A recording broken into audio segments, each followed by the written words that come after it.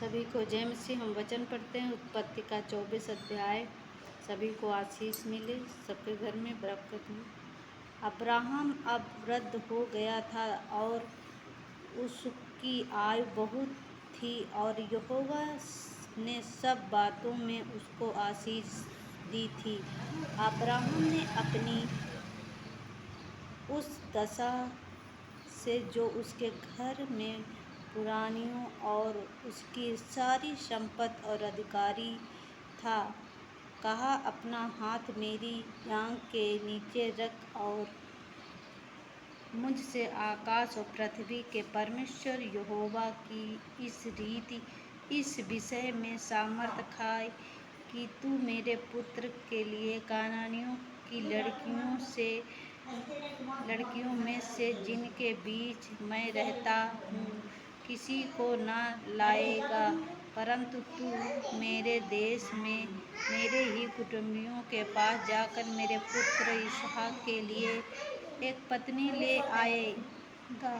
इस दास के उससे कहा, चितियों वह स्त्री इस देश में मेरे साथ आना न चाहे तो क्या मुझे मेरे पुत्र को उस देश में जहाँ से तू आया है ले जाना पड़ेगा। अब्राहम ने उससे कहा, चौकस रहें, मेरे पुत्र को वह कभी न ले जाना। स्वर्ग का परमेश्वर यहोवा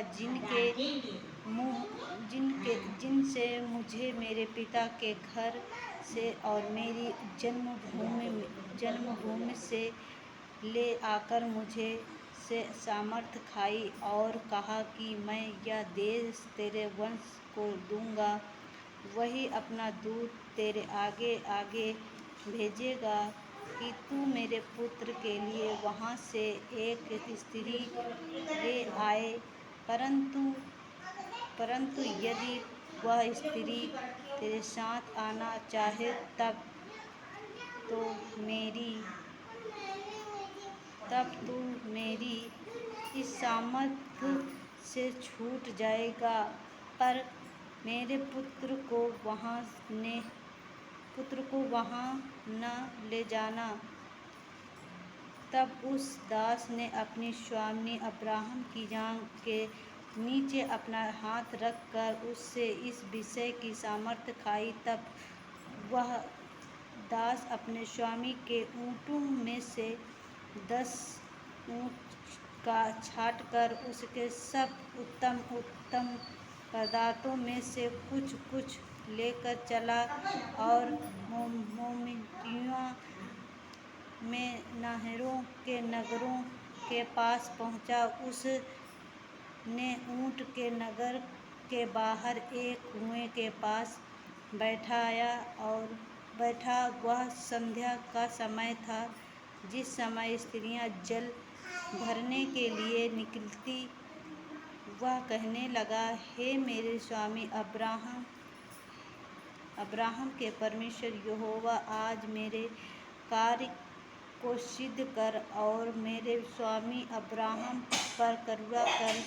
देख, मैं जल के इस सोते के पास खड़ा हूँ और नगर वासियों की बेटियाँ जल भरने के लिए निकली आती हैं, इसलिए ऐसा होने दे कि जिस कन्या से मैं कहूँ अपना घड़ा मेरी ओर झुका कि मैं पीऊँ, और वह कहे, ले पी ले, पीछे और तेरे ऊँटों को भी पिलाऊँगी। यह वही हो जिससे तूने अपने दास इसहाक के लिए ठहरा हो। इसी रीति से मैं जान लूँ कि तूने मेरे स्वामी पर करुणा की है। और ऐसा हुआ कि जब वह कह ही रहा था कि रिबा जो अब्राहम के भाई मनोहर के जन्माए मिल्का के पुत्र बैतूएल की बेटी थी, और कंधे पर घड़ा लिए हुए आई। वह अति सुंदर और कुमारी थी और किसी पुरुष का मुँह न देखा था।